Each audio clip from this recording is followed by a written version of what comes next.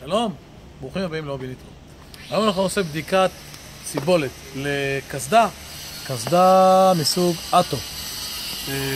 קסדה שידועה בתור קסדת רכיבה מאוד מאוד איכותית. מה שאנחנו היום זה ננסה לפצח את הקסדה על ידי הג'יפ שלי.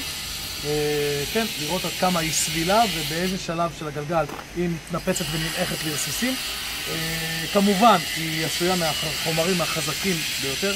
אנחנו עכשיו נשים אותה מתחת לגלגל ופשוט ניתן רוורס עם האוטו על מנת לוודא שהקסדה באמת חזקה במקרה של חלילה תאונה שתעשה את העבודה.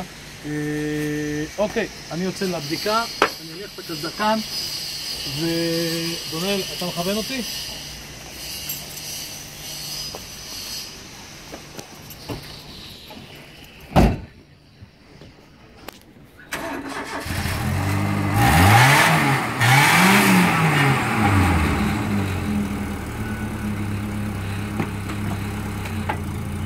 יש?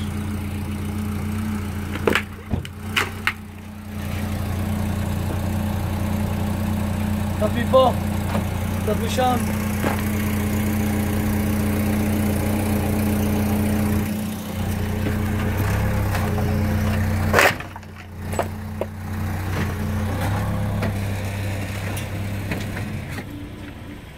בואו נראה מה נשאר מהקסדה שלנו. אוקיי. לא יאומן, הקסדה נשארה שלמה, החלק הזה השתפשף טיפה, לא יאומן עד כמה היא חזקה. אנחנו אפילו, בואו ננסה, טוב, מדהים, מדהים. תודה רבה שהייתם איתנו, להתראות.